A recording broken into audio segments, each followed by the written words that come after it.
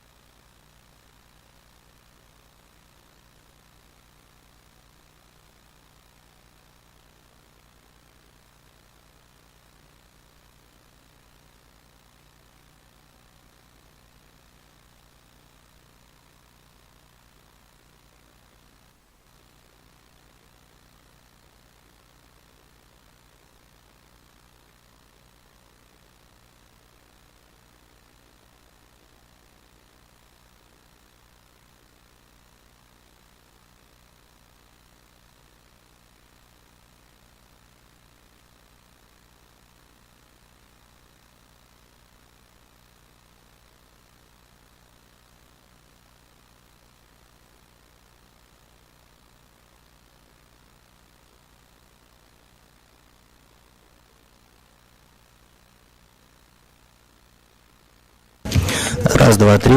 Раз, два, три. Дамы и господа. We start our work at the National Press Center.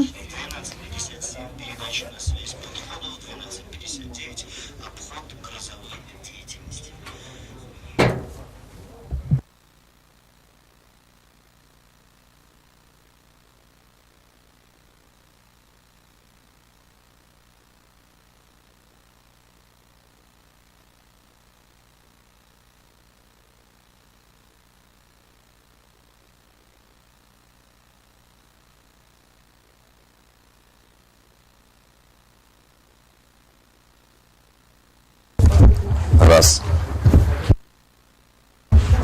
Раз, два, три, четыре, пять, шесть, семь, восемь, девять, десять. Уровень бешеный. Раз. Прям реально бешеный уровень.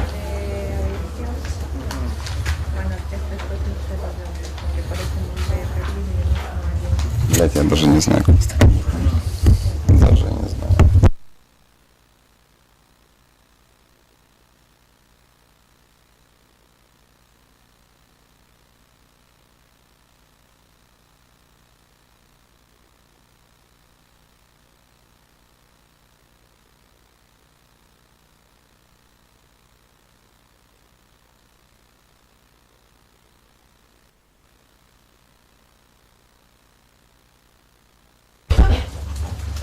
Раз, два, три. Секундочку. Раз, два, три. Раз, два, три. Сосисочная, закусочная. 32, 33, 34.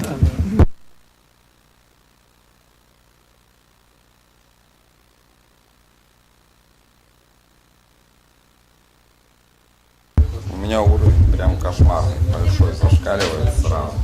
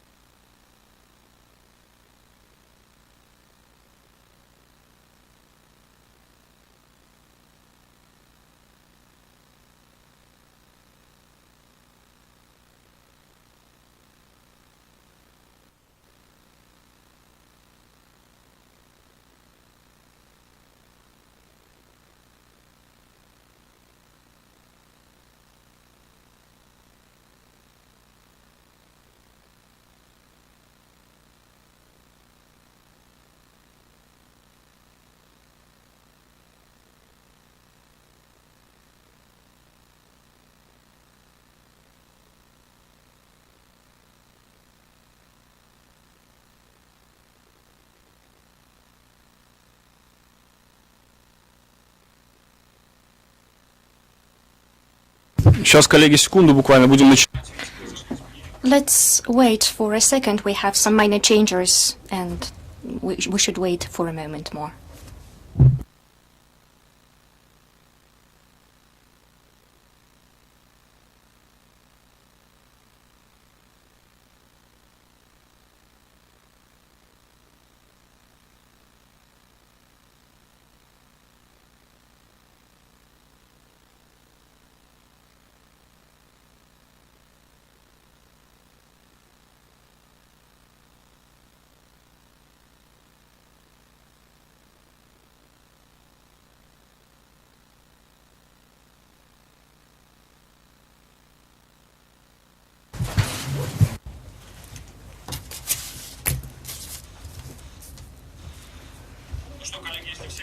Well, colleagues, if everyone's ready, let's start.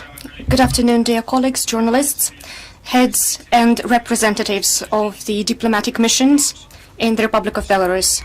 Today, traditionally, we carry out the briefing with the participation of all the representatives of the media according to an open list, and we deemed it possible also to invite the representatives of the diplomatic missions. So thank you for all those who showed their interest in the event despite the logistic and epidemiological difficulties that we have today. According to the list that we have today, there are about 50 people right now here. As for all those who are not able to be here, we have a stream on internet. I'm sure that everyone has noticed the very unusual format of today's briefing, and despite the fact that many people think that the situation is domestic in political character, our partners take it as a point to orient their international policies around the situation. And for in many situations, the statements they make is based on fake news and false information. That's why we ask the representatives of the interested departments to provide us with the most detailed information in order to make the situation even more clearer. As you see, at the very last moment, the composition of the panel has changed. We've learned about the desire of Roman to communicate with the media, and we found an opportunity to organize that. The format of work is as follows. Every speaker will present their information on topics that were indicated as the topics for briefings, and then we'll have a Q&A session, and everyone will have an opportunity to ask their questions. Let's start with the situation with the Ryanair airplane. Many things have been said about the situation, but the situation continues, and as far as I understand, we have some new information to share. Good afternoon. I would like to ask the technical group to switch on the map. As we know, on the 23rd of May at 9:03 p.m., the Republic of Belarus was the first party to make an official request to ICAO to have an international investigation with the aim to avoid politicizing of the aviation security issues and the necessity to rule out the tide of fake news that influenced a lot of people, including the specialists in aviation. On the 24th of May, together with the Air Force and Air Defense Commander-in-Chief, we held an open briefing where we presented all the details of the events that took place in the sky over Belarus, and no other party has shown such an openness. On the 28th of May, we made a report to the ICAO Council where we described all the circumstances of the event and once again invited all the interested parties to take part in the investigation. But we were surprised to see the reaction from the European states, the North American states and ICAO Council members that decided to remove the initiative of the Republic of Belarus to conduct a transparent investigation and hold accountable those responsible for the event. Only on the 4th of June, the ICAO Secretary General notified us that the investigation commission was established, but surprisingly we have not been informed about the composition or the competences of the commission. Besides, nothing is being said about the visit of the commission of the members to the Belarus. We were just asked to send all the information to the ICAO, and by the way, partially, We already sent the relevant information on the 24th of May to the ICAO. This is our new normal. Without waiting for even preliminary outcome of the ICAO investigation, Europe, that stands for the rule of law, has plunged into lawlessness and violation of the norms of international aviation laws that led to an instability and unpredictability that are the main enemies of the safety. And the most terrible thing is that many people still don't understand what they have done. Many structures and bodies in Ukraine, as for example, discriminating against Belarusian aircraft and air carriers, have introduced restrictions on using the airspace, airfields and ports of the European Union. And I would like to note that this has been done without the relevant ICAO Council decision as stipulated by Article 87 of the Convention. The very procedure for introducing restrictions defined in Article 84 to 87 of the Convention has been violated. That is why we can observe now that nobody but Belarus needs the investigation outcomes. And what law can we talk about if they did not allow us to repatriate our own citizens? We flew through neutral waters. We developed entire operations, rescue operations, in order to break through to our citizens. How easily our European... And when we asked for the data of objective control, we addressed Poland and Ireland, but we have not received any reply yet. But without the negotiations, we cannot make conclusions within the investigation.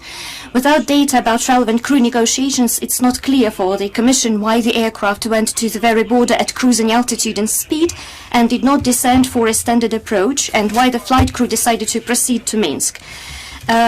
We need also other details, but not fakes. Understanding clearly that the requirements of the security that were observed by our part to a T, we still see some fake stories that the landing was forced and that the threat was imaginary. As a head of the aviation sector, that is a very difficult sector to handle, where the mistakes can cost a very terrible price, have a responsibility to declare that the threats were professionally identified in accordance with the ICAO Aviation Security Manual, as well as the fundamental principles of ICAO security. And we have to handle any anonymous threats as a real threat to life and health of people, as well as of flight safety. And today, for the first time, we wish to present the radio exchange between the ATC supervisor and Vilnius ATC center in order to debunk another myth that the crew was not given the possibility to contact Vilnius. Hello, Vilnius. Regarding the Ryanair flight from Vilnius to Athens, the crew asks the frequency to contact maybe the representatives of the company. Do you have such a frequency for them to communicate? I don't know. We have to contact the tower. So they need the company in Vilnius, the representatives. Yes, they need the representatives of the company in order for them to communicate about the situation. I will try to learn about that. Yes, we will wait for your information. Thank you.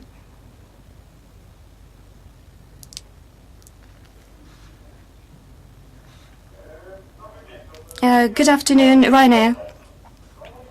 Well, we have frequency 131750. This is a service that can actually provide communication with the Ryanair aircraft.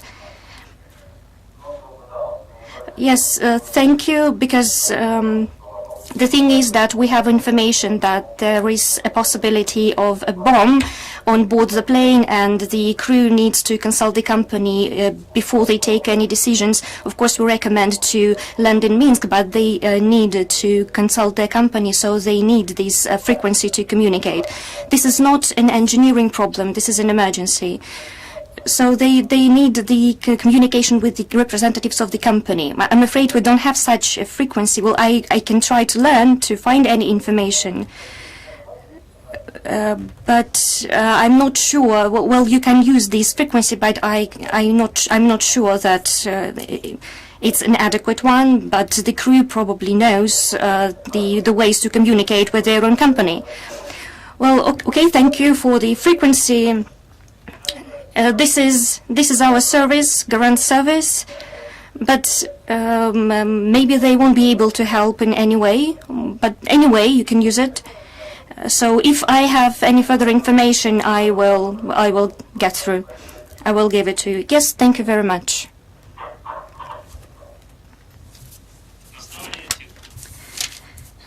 On the basis of the result of the radio exchange at 9:42.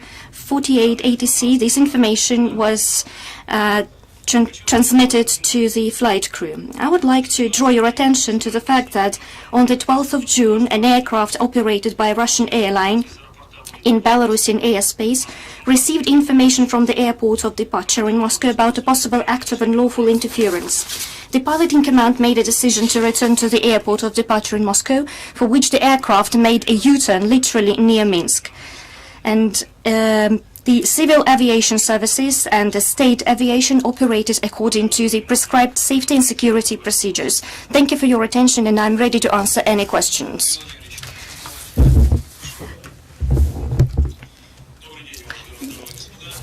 Good afternoon, ladies and gentlemen. I'm the representative of the Ministry of Defense. I'm the commander of the Air Force Department, and we more than once presented the information available to us about the situation according to the data of objective control in terms of the situation in the sky over Belarus on the 23rd of May 2021. For more than once, we've presented proofs and we presented these proofs to everyone who wanted to have an objective overview of the situation. So we've presented the data that the Air Force plane MiG-29 of the Republic of Belarus accompanied the foreign aircraft over the sky of Belarus only in safety preconditions. My colleagues from NATO, from countries that are neighboring with the Republic of Belarus, acknowledged that there was no forced actions from this aircraft. Various media, for more than once, present fake information about the interception and the forced landing, but this is not true, and today I have an opportunity to one more time present the information. Dear ladies and gentlemen, on the objective conditions of the situation around our airplane, and this information, this data, is available for us owing to the objective data control equipment of the Air Force of the Republic of Belarus. Please look at the first screenshot, and first of all let me introduce a few terms. If we talk about the difference between the interception and accompanying of an Air Force, when the interception takes place, when the military aircraft gets into the same point of the airspace where the civil plane is being located. The intercepting plane, according to the ICAO document, uses the system of signals and radio signals, makes signals for the commanding pilot of the civil aircraft, some commands for them to follow. In simple words, the military aircraft must have a full visual contact with the civil board. And then we see another term, which is escort. Escort is done when the interceptor does it parallel to the movement of the aircraft and the distance, and that allows the pilot-in-chief of the aircraft, of the intercepted aircraft, that do not allow that commander-in-chief of the intercepted aircraft to independently change the course of the flight. And the course of the flight is done by the maintenance, within the maintenance of the eyesight, eye contact, as well as the control done through the interception. And you see this time, Moscow time, that is being built time in Belarus, 12:31. Vilnius, Minsk aircraft here crossed the border of the Belarus. And here we see the helicopter that performs the duty on state border control. And some mass media showed that the helicopter was at that time in the air, and he was able to intercept Boeing. Please take a look on the parameters. The height is 700 and the speed is 190 kilometers per hour, and the Boeing is at the speed of 1180 and goes at the speed of 828 kilometers. And we see the distance between them is quite extensive. And on this screenshot number 2, please. This is the screenshot that shows us the 12:47, 5 seconds, when the commander of Boeing started to do the turn in the direction of the Republic of Belarus. Once again, I stress that before entering the space of Vilnius, we still have 2.5 minutes of flight. But the commander of the aircraft started to do the U-turn, and the other aircraft is not there. The fight aircraft is not doing anything. Screenshot number 4, please. 13:6:45 seconds. The aircraft escorted the fighter aircraft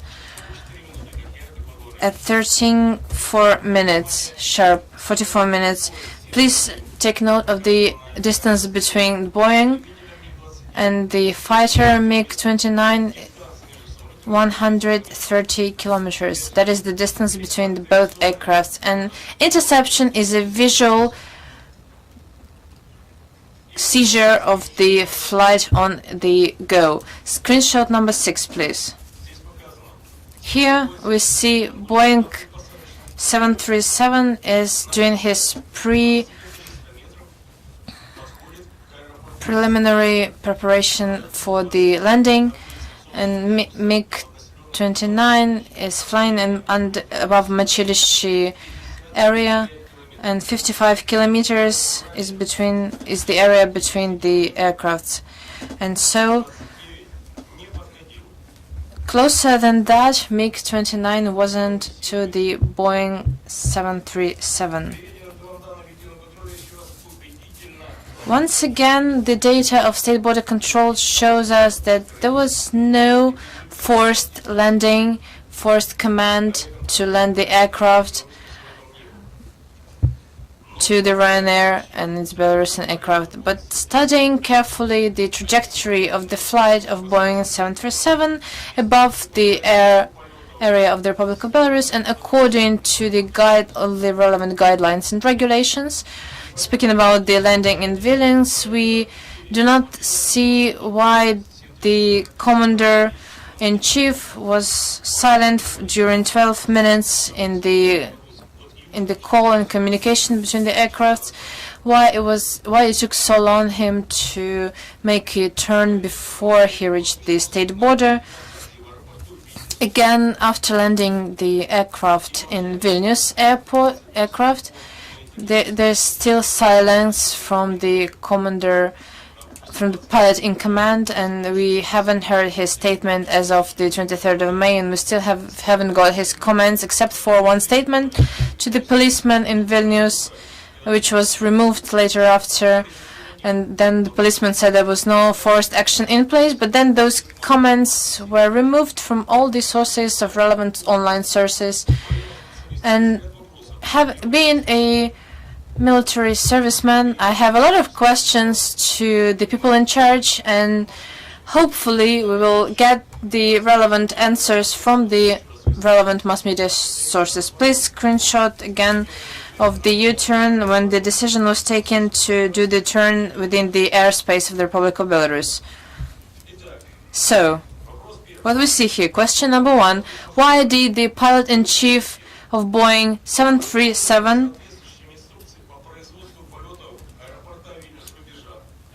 according to the guidelines, which is 37 kilometers away from the leader area, did not perform the landing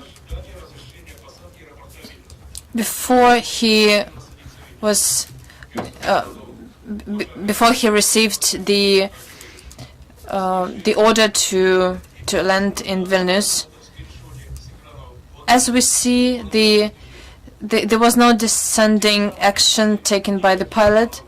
The aircraft was not descending, and thus, when the civil aircraft does not land in time, then all the citizens might be in danger, as well as the crew and the passengers, which can be then followed by traumas in ears and in limbs of people. So this is my question number 1. Why didn't the pilot begin to descend? Why did he also 20 minutes before the landing in Vilnius, and you see that on the screenshot, according to the screenshot, decided to take a turn away from the border of the Republic of Belarus, inside of the middle of the territory, when the dispatcher from airport Minsk 2, and you all heard the radio exchange between the two pilots, he was only recommended and not ordered to do so.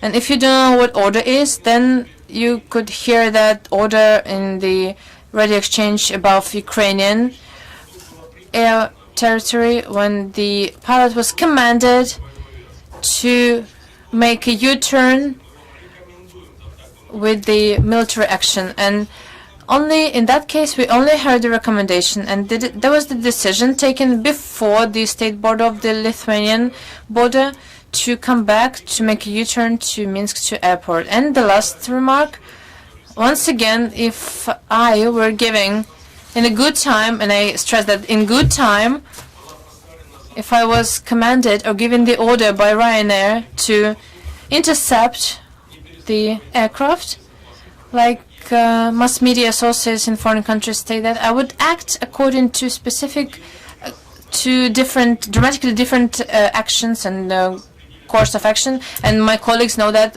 well, as well as I am well aware of the guidelines in place when they intercept the plane of the one who breaks the norms and of the lawbreaker. And once again, the guidelines state that in that case, the interception area was exactly in leader area when the pilot in command was doing the turn. And so now, take all those coincidences. He's not descending. He's not crossing the border, and there is no obstruction for him to cross the border. And the seizure point counted precisely into the point when the pilot-in-chief was making the reach. So he was expecting the fighter plane in that area, but the fighter plane has other order in mind, and I was stating that repeatedly. Machulichi area was the point of seizure when the dispatcher of Minsk Airport 2 gave him a command to make a turn to guarantee the radio exchange between the communicators, and the main thing was to protect the citizens from any threat. Thank you for your attention, and I'm ready to answer all of your questions. As far as I understand, some more information about the plane there is from Dmitry Yurich. Good afternoon. In terms of the airplane, yes, I have some additional information. The investigation committee launched an investigation in terms of the case of case of the information about the bomb on the board plane of Ryanair company, and currently we are preparing the requests for our foreign colleagues to provide us with some legal assistance. I would like to reiterate that recently we've seen much more cases of electronic terrorism. Starting with 2019, we've seen about 219 cases. Only this year, 130 cases were launched and investigated. Among them, there were several claims about bombs in airport Minsk 2 and on board the planes, and currently we are investigating these cases. In terms of this situation, I would like to underline that we are interested, like no one, in finding truth in this situation, in finding persons who sent this message and those who were interested in the situation that we've all witnessed in reality. The message was sent through the anonymous mail service proton.mail that is registered in Switzerland. That's why we would be really grateful for international communication and cooperation in this area. Unfortunately, such a cooperation leaves much to be desired because I have few examples. In January 2020, the investigation committee sent a request for legal assistance to Switzerland in connection with the case of a message about the bomb in several buildings in the Republic of Belarus. The messages were sent from the same mail service, but we've received no reply to our requests. I hope that in this situation we'll see some different reaction. Thank you. Thank you, Dmitry Yurevich. Andrei Viktorovich, now the floor is yours, and let's discuss your topic. You're welcome. Good afternoon. The reason for my participation in this press conference is an opportunity to inform you about the actions of some unknown persons that pose themselves as journalists and use substandard means to get information about the border activities of one of the units of the border guard service of the Republic of Belarus. In June, at about 5:30 in the morning, two unknown people with a microphone and a video camera left a vehicle belonging to Lithuanian border guards and were accompanying the border guard service unit along the state line, asking them questions. And in this case, we cannot actually understand both the actions of the so-called correspondents, journalists, and the border guards. As for getting information, we prefer the traditional means, and it's highly interesting for us why the Lithuanian party resorts to such activities. The border guards services of the Republic of Belarus adheres to all the agreements and regulations in relations with all the neighboring states. I would like to show you a table. In particular, here you can see the data on the results of joint activities on prevention of illegal migration to the countries of European Union. This data was taken from the materials of official exchange of information between border guard services. And here you can see that 3 states of the European Union sees together the same quantity of violators of the border law as the Republic of Belarus alone.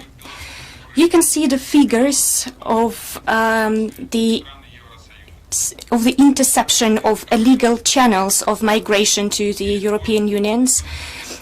At the border with Lithuania and Latvia, we together identified the directions of illegal activities, and each party has equal opportunities like engineering equipment and other equipment and facilities that help us to focus on different areas of this direction. For example, the Belarusian border guards focus on one direction, while their colleagues from Latvia and Lithuania on another one. More than 150 kilometers of complex season systems were established along the border. Following the global tendencies around the situation with the Republic of Belarus and following the practices of different countries, the priority for the Border Guard Service of the Republic of Belarus is the prevention of illegal activities at the border of the Republic of Belarus. At the same time, the country is open for any citizen of any state that legally arrive to Belarus. At the same time, we do not differentiate between migrants or non-migrants, and we do not create barriers for them to cross the country, to transit the country. We focus on activities to prevent illegal activities in the Republic of Belarus, but we still see some vulnerable points at several areas of a state border line. We do not have appropriate engineering facilities there, and that hampers the development of our prevention activities. As for the violation of agreements from our Lithuanian colleagues and their unprofessional evaluation of the actions of the border guard servicemen, all these leads to establishment of more fake stories and news. This year, when the legal demands of the border guards were not observed, the unidentified persons, 5 people, left their vehicle and tried to cross the border. The information about that was timely sent to the border guards of Lithuania. Can you please show the first video? Now you'll see the video with the specific place where the violation of border took place and all the procedures that were carried out by the Lithuanian border guards in terms of one of the persons who tried to violate the state line border. Please pay your attention to the one part of the state line, which is a controlling means that helps to identify footprints of those who try to cross the border illegally. And these footprints generally are a proof that people were trying to illegally cross the border between Belarus and Lithuania. Instead, the information about these people and the circumstances of the event were not related to the Belarusian party. One more time, let me repeat that footprints that we can see on land when people cross the border illegally, and you can see the footprints here, both at the territory of the Lithuanian side of the border and the Belarusian side of the border. This is a continuation of the situation. You can still see how the Lithuanian border guard tries to delete the footprints and to reinstate the original state of this controlling measure. According to the agreements, they had to inform about the footprints. They must have informed about the footprints, and we can still see some of them. And I would like to comment on the video that you can see in some media that was spread by the Lithuanian border guards that states that the Belarusian border guards are not do not carry out their activities responsibly, and that they tried to delete the footprints of those who try to cross the border illegally. This is a fake, and I think that you can see the video. It's a short video, and it's obvious from this video which the nature and the situation. You can clearly see the line of land with the footprints, but still we do not know the date or the time of the event, and our border guard service was carrying out their planned activities at the border of two states. At the end, I would like to note that the border guard services of the Republic of Belarus adhere to all the obligations according to international agreements with the neighboring states, and we protect the border professionally, in a professional manner. Despite the epidemiological, political and other factors, starting with 2011, we've been carried out the transit of the citizens of Ukraine from borderline settlements outside the official border guard points for seasonal works like gathering cranberries and blackberries, which actually contributes to the improvement of their material well-being. And this year won't be an exception. We will let the Ukrainian citizens to cross the border one more time this year. Thank you. Thank you very much, Dmitry Yurich. As for the circumstances that we've stated as a topic of the meeting. Currently, in Poland, at the highest political level and in the media, they discuss the topic of expatriation of 5 citizens of the Republic of Belarus that are persecuted here in Belarus according to the criminal code. At the same time, the Polish side produces some contradicting statements. First of all, they state the forceful character of this expatriation, and at the same time they say that Polish Foreign Affairs Ministry took an active part in this process. In fact, as for three accused ladies, the restriction measures were cancelled and they are currently were released outside the territory of the Republic of Belarus, and that took place at the initiative of the Polish side. Let me note that the official also asked to preserve the confidentiality, and we've adhered to this agreement, but the further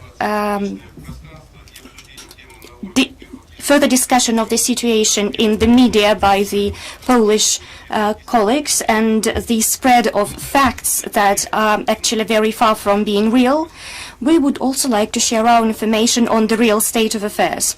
As the press secretary of the President of Belarus, the representative of Ukraine, following the request from the President of Poland, asked the President of Belarus to release some people who were accused of the hate crimes in the Republic of Belarus and instigation of different divisions in the territory of the Republic of Belarus. We've then held a meeting with a Polish representative. We've organized a meeting with Consul Mr. Andrzej Raczkowski, and he had an opportunity to visit the accused. And one of them, together with the Belarusian citizenship, has Polish citizenship. All 3 ladies voluntarily expressed the desire to leave the Republic of Belarus, and now I would like to ask you to show the video. Good afternoon. My name is Andrzej Raczkowski. Thank you for the time for this meeting. Yes, please have a seat. And thank you for this meeting. And let me be short. My superiors asked me to ask you whether it's possible to meet some people from the Union of Poles in Belarus. There are 5 people here in Belarus. Yes, I think here in this situation we can actually accommodate your request and organize such a visit, such a meeting. And we've discussed this issue, and here we are ready to organize everything in order for you to communicate them, to talk to them. So we will deal with the issue. And if this is an only issue, we will have to deal with some organizational moments, and such as when you would like to have this meeting. When it's actually comfortable, when it's actually possible, but let's not postpone it. So what time do we need to organize the meeting? Well, about a day, I think. I was appointed to meet you, to visit you, and to ask you about a very delicate issue. If you had an opportunity to be released under a condition to leave the country without your family, would you agree to such an offer? Yes. I was appointed to deal with your case and to learn what is your decision, your position, and your opinion. So just think for a bit and ask me and tell me if you have an opportunity, if you would have an opportunity to leave the country and to move to a more friendly environment. What would you do? I know this is a very hard decision. You see me for the first time, but please believe me, we are trying to find a solution to such a situation. So just think and say.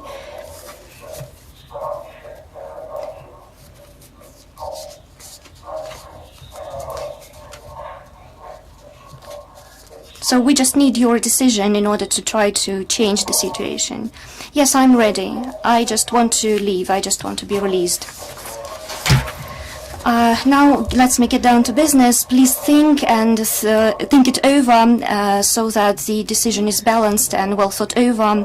So I have such a question for you. We have different variants and different options, but if you had an opportunity to be released and leave the country for some time, how would you react to such an opportunity? What would you do? Think I just want it to be your decision because that would be best for you. And I just want to hear your position. Yes, yes, very well.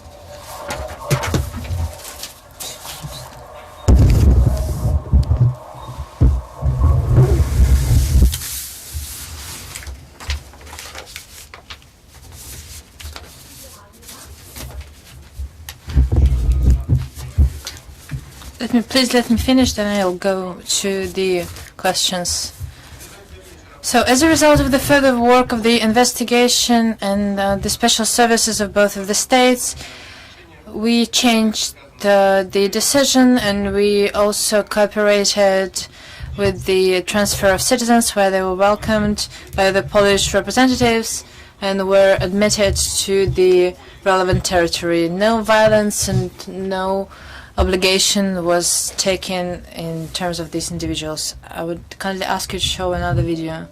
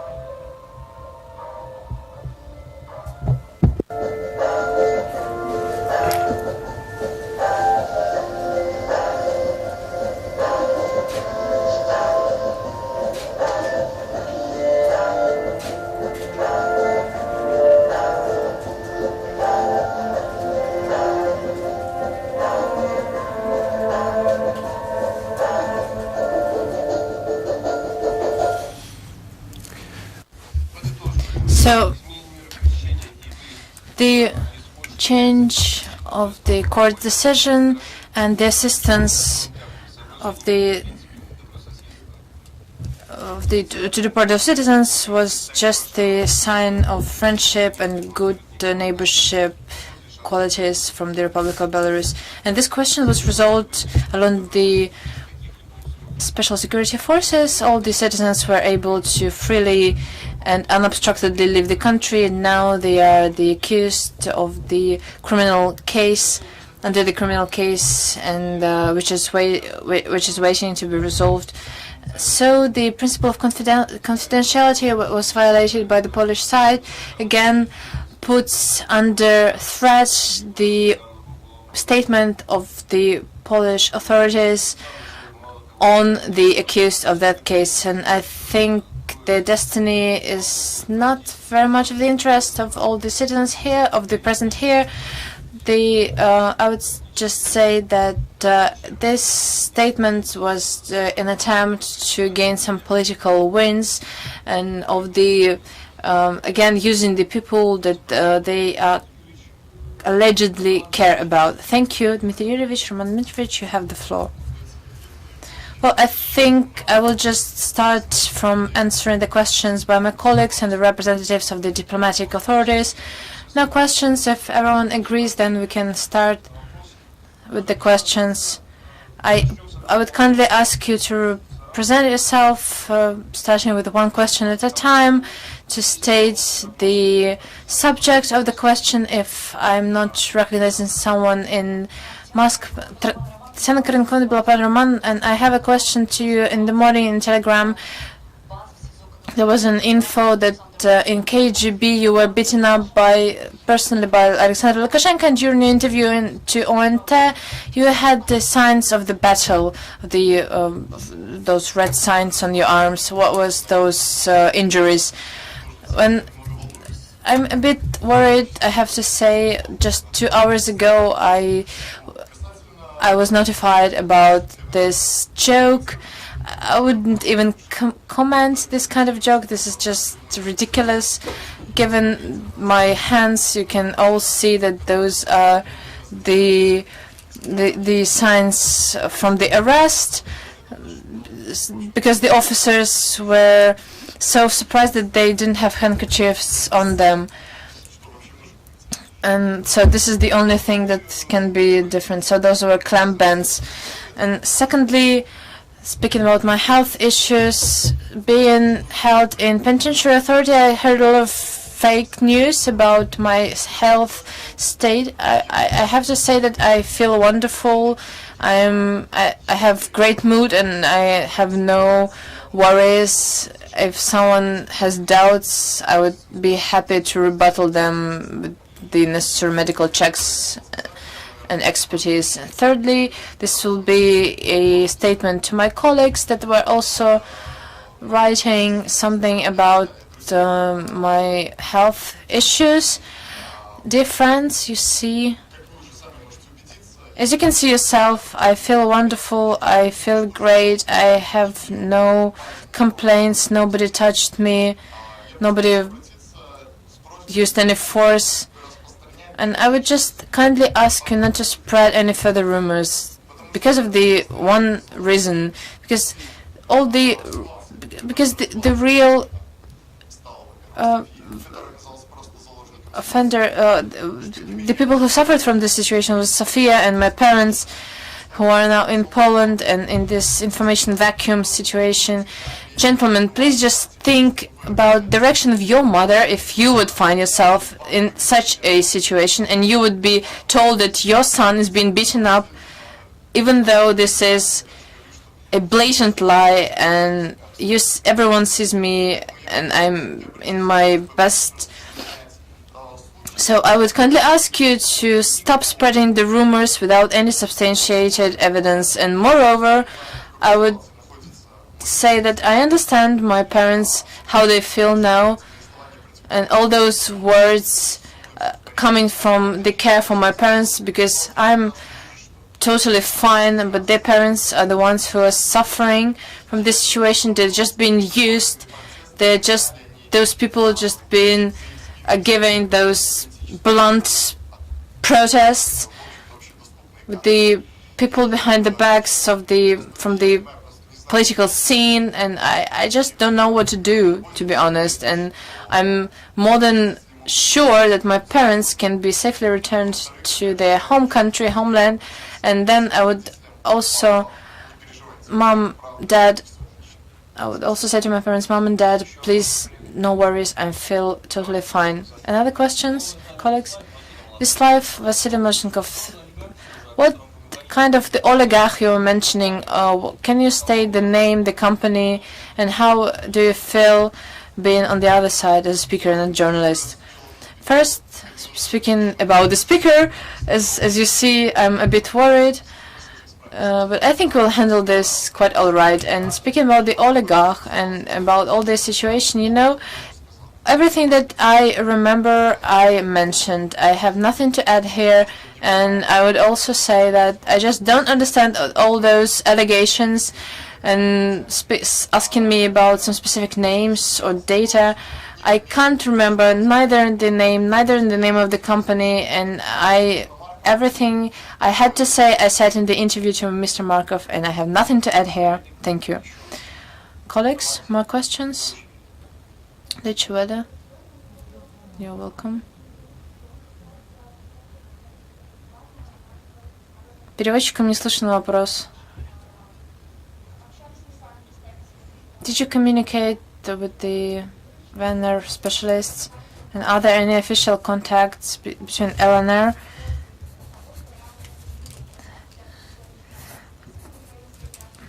Although this goes not in line with the Constitution and this violates the rights of our citizens. Speaking of the first remark is that any official data is given to the representatives of the investigative committee. Thank you.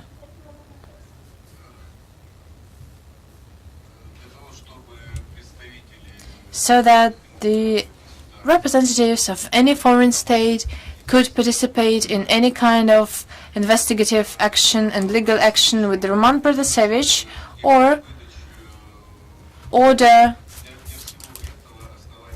extradition, should be done within the regulations of the international orders and requirements that are filed according to the regulatory acts and guidelines the Republic of Belarus is party to, and within the domestic legislation. As of today, no such requests or orders from foreign states in order to conduct such investigative action were not given. Thank you.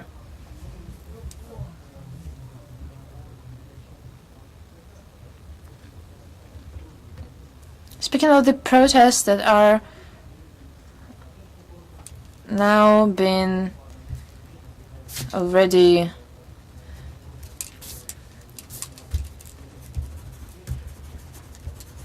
external,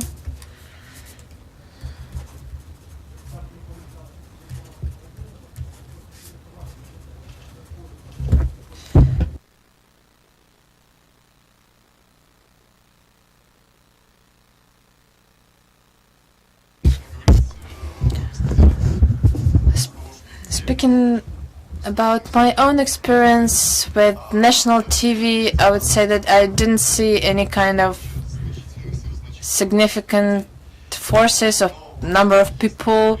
But speaking about Latushka, even the information I had before entering Belarus, I can't say that he's doing all right. As I mentioned, the flat for 3,000 euro. One of the now specialists said anonymous information on the Pavel Pavlovich life, and that he really resides in this apartment. But I should say it's not the biggest problem with Mr. Latushka. The biggest problem here is that, given the information I have, and given that I've communicated with a lot of people, Pavel Pavlovich was faced an ultimatum by the Polish authorities. I will explain why. Poland and Lithuania have been in dispute on the Belarusian issue. And officially, Warsaw is represented by Latushka, and given that he was inactive, he received a specific order that before September he should activate his actions and show his point of view and his political views as well, as we saw that on the 9th of May. But we see another failure. So Mr. Latushka is not doing good, and once again, as the same as 3 weeks ago, the situation is still this like this.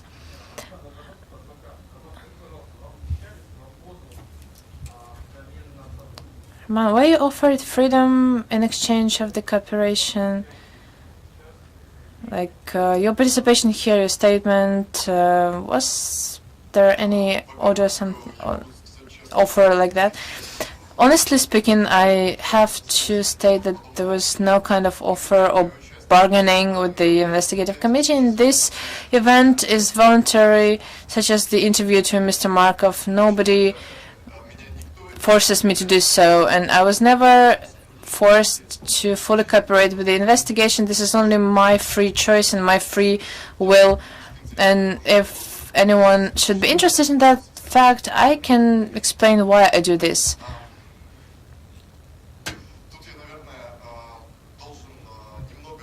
Here I probably should give more details on the situation. In fact, my cooperation with the investigation is not was not anyhow connected with the performance or with the statement, and this was done only by me. I understand what a blow that was for the state and for the nation, and I will do the utmost to turn this around. And I can also add some details. I know what is written on the internet and Telegram chats, and I know that many call me a traitor already, and I should say I have my conscience clean, and I'm not betraying anyone. I have no regrets. I cooperate with the investigation. I am being cooperative and helpful to my country, and this is what I'm planning to do in the future. Speaking of traitor, non-traitor, I should say the following. I just want to tell you some pre-history about that is related to my way into journalism. I would just give you one of my secrets, one of my fear. One of my biggest fears is,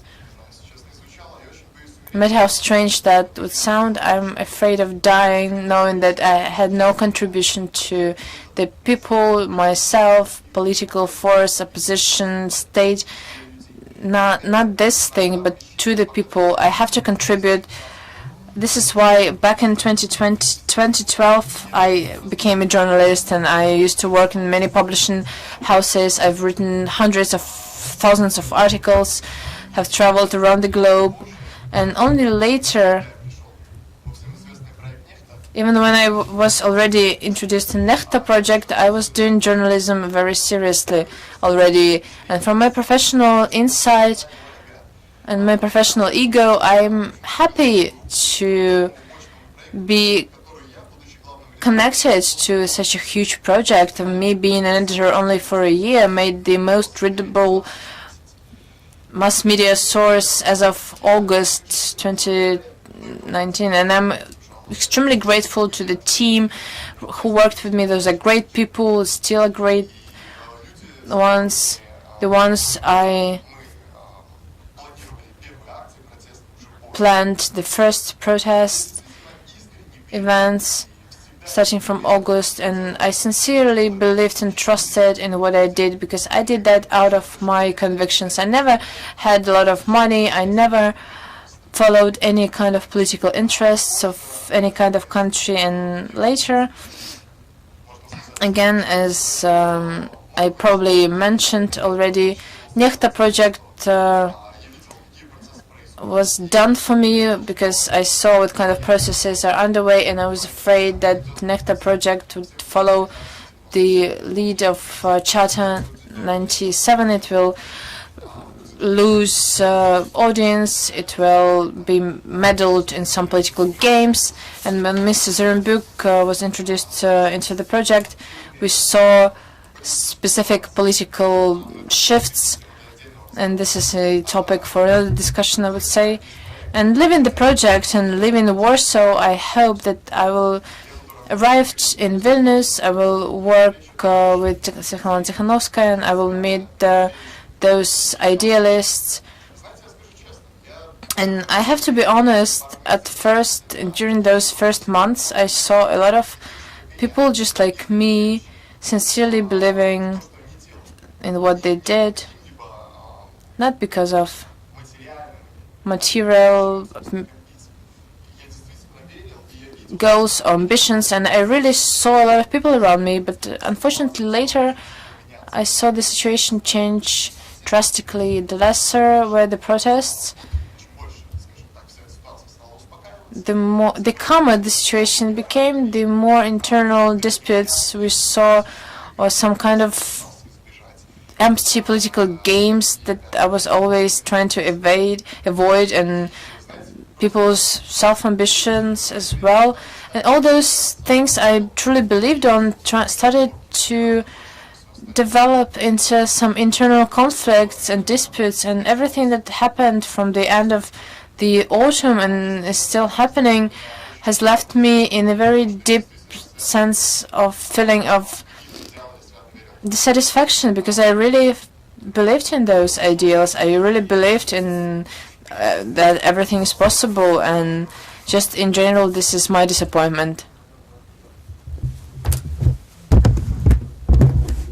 So when you traveled from Athens, you've already been disappointed, and when this plane landed, well, there was no additional factors that aggravated your situation. Let me tell you even more.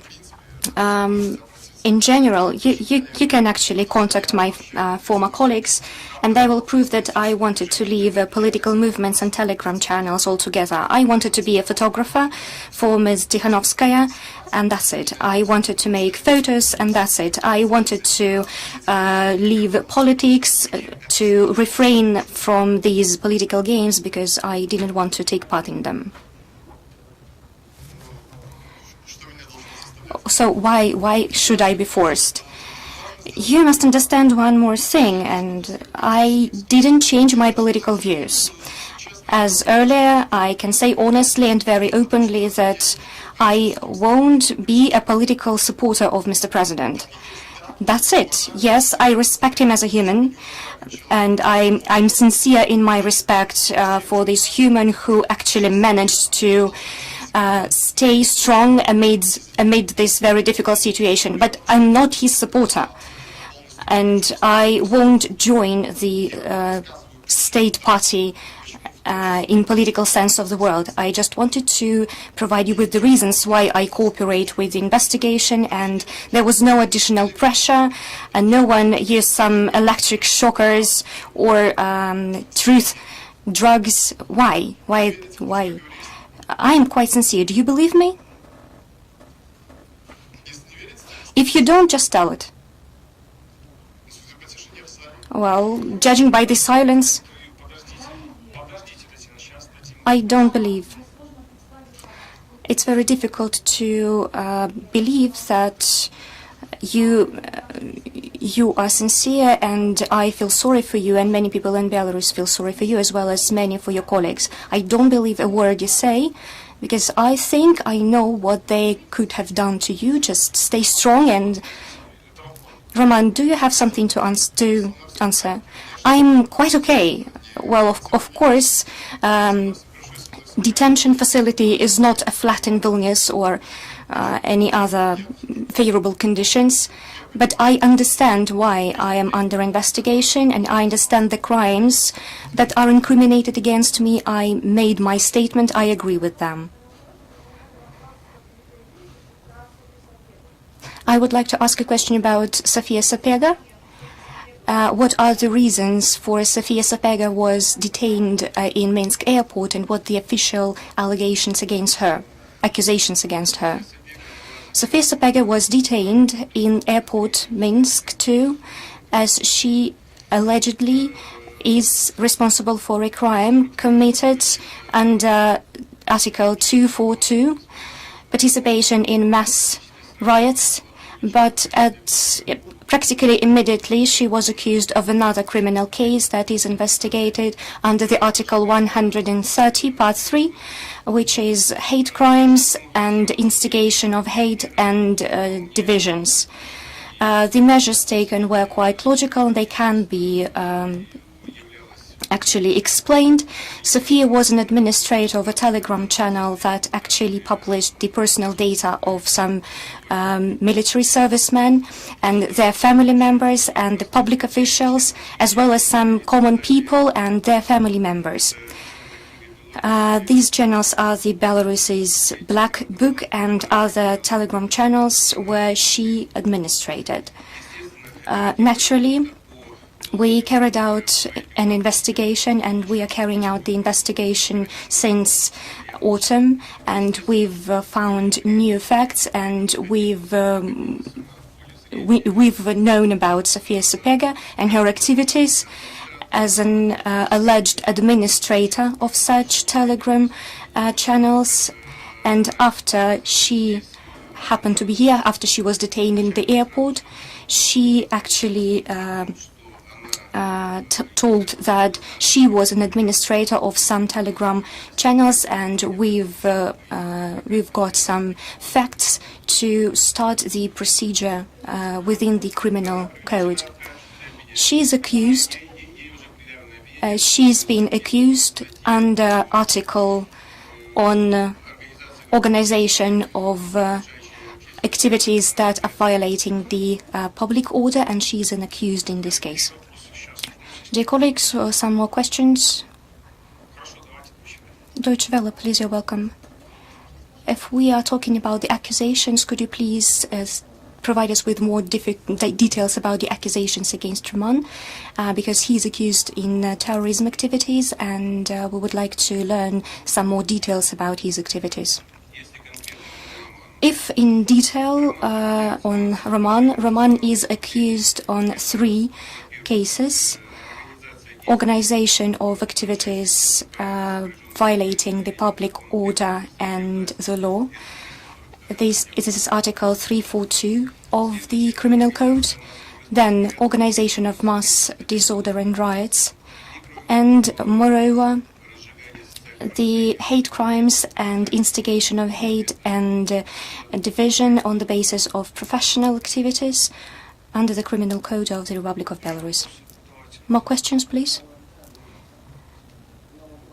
I have a question for Roman. Roman, could you please tell us everything that we saw on ONT channel? Is this true? Could you please answer as a journalist? Do you mean the interview to Mr. Markov? Yes. Yes, absolutely. I can actually tell you even more. We've filmed for more than 4 hours, and we've managed to discuss many issues. But absolutely, I can say that everything that was said was absolutely sincere and honest. And yes, I actually can confirm every word that I said during that interview.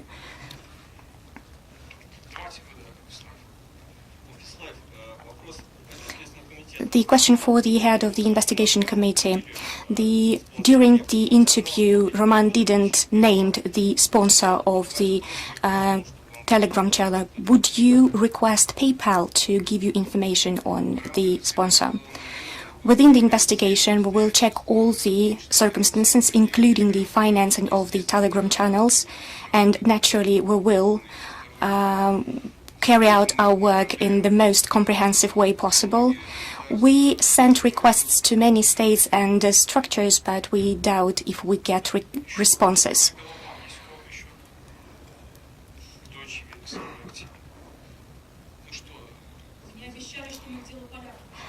You promised that we'll get back to the case of the Poles. At the end, I would will make a riddle for everyone who's present. Roman, did you see Sofia? Did you see Sofia after she's been detained? No. How can I see her if there is no procedure that provides for that? There were no interrogations that were carried out together. I have a question on the videos that you've shown on the case of the Poles. Did Consul know that the meeting was recorded on video, and did the detainees know? Yes, I understand your question. Yes, I think he guessed, but he didn't know. But if you hint that this video was filmed in violation of some laws or rules, I can say that as for the persons who are detained within this case as accused, the prosecutor's office gave the sanctions to carry out all the activities, including this one, so I didn't have to notify anyone. But this is a consul, and we are talking about the diplomatic status. He wasn't even touched. But the contents of the private talks, I explained why we publish this information. We do it in response, and it's not within the criminal case. Colleagues, if there are no more questions, Roman, please. I've just remembered one political riddle, a political puzzle. There is a person, a woman, a politician, and she lives in one of the European countries. She called for non-paying taxes, to ignore the official politicians and authorities. She called on the army to join her side and to any other illegal activities. Can you guess who she is? No variants. Don't you have any variants, or you are just scared to tell? So if there are no variants, then I'll tell you the answer to the riddle. It's Monika Under from Austria. In 2019, she got 14 years in prison for an attempted raid. I think this case is quite familiar. Roman, when you were detained, we got information from your colleagues that you've contacted them from Athens, that you've seen some people who were following you in the airport. If you wanted just to serve your country, why didn't you go then to them and tell all the truth? I have never told anyone that they were people from the KGB. I guessed that they were from the special services, but you must understand that I was followed everywhere, both in Warsaw and Vilnius, but I don't think that they were from Belarus. And yes, of course, a person approached me, but I can't say he was from Belarus. The last question, and we will finish. One more question for Roman. In an interview to Mr. Markov, you said that you give unique information. I understand that this is an investigation, but can you please just outline what kind of unique information you are providing? This information is of all different sorts, and if I have one more opportunity to communicate to all of you and provide you with more details, because the topic of this press conference is a little bit different, and if I have an opportunity to meet you one more time, I think we will discuss these issues in more detail. That's it, colleagues. Thank you for your participation. Thank you very much.